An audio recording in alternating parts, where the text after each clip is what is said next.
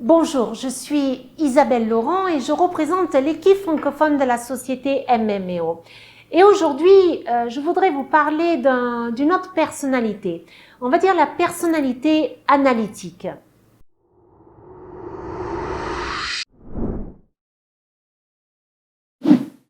Vous travaillez dans le secteur immobilier et lorsque vous avez affaire à des clients vendeurs, vous vous trouvez parfois devant un potentiel client qui s'avère être le spécialiste, on va dire, de la situation.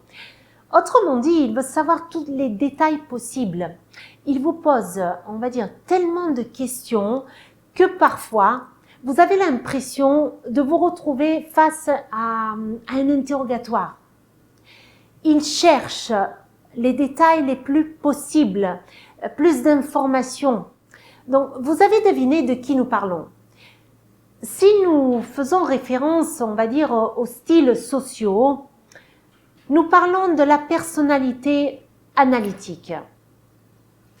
Voyons un peu plus en détail de quoi il s'agit. La personne analytique veut comprendre le comment et le pourquoi. Elle recherche des explications logiques, des faits et des exemples concrets. Selon Larry Wilson, c'est une personne qui éprouve peu d'émotions. C'est une personne assez directe, orientée vers les tâches, les objectifs et les résultats. Elle est en outre très structurée, exigeante et également prudente et pose énormément de questions. Donc au moment par exemple de la signature du contrat, pour s'assurer que tout soit clair, la personne analytique prend le temps de lire tous les détails. Il n'y aurait jamais de fin pour elle. Alors je vous dis une chose, imaginez être assis à l'intérieur de votre agence immobilière, avec votre client bien entendu, et vous êtes sur le point de conclure la proposition d'achat. La possibilité de signer le contrat rapidement avec votre client analytique, est-elle élevée ou bien elle est basse? Alors ça va de soi que tout dépendra de votre capacité à interagir avec lui. Lors d'une présentation de rendez-vous, de signature de contrat, si vous vous présentez devant lui, trop enthousiaste, on va dire, et trop dynamique, vous allez lui faire peur et vous lui donnez donc peu de détails. Vous allez le faire fuir et vos chances de conclure le contrat seront très basses. Si vous lui fournissez au contraire plus d'informations, alors vos chances seront de votre côté. Donc, selon vous, qu'est-ce qu'il vous reste à faire?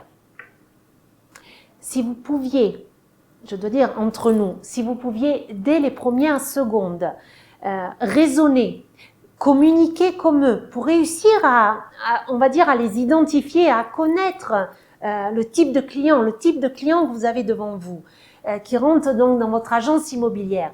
Est-ce que votre communication sera meilleure selon vous? Je vous laisse un instant réfléchir, mais je suis convaincue que la réponse sera positive. Je vous rappelle que 25% de la population est représentée par les analytiques. Donc, autrement dit, 25% de vos ventes. Donc, savez-vous ce qu'il vous reste à faire? Je vous dis entre nous, si vous avez apprécié notre sujet d'aujourd'hui, inscrivez-vous immédiatement à notre canal YouTube et ne perdez pas notre prochaine vidéo. Je vous remercie et à la semaine prochaine.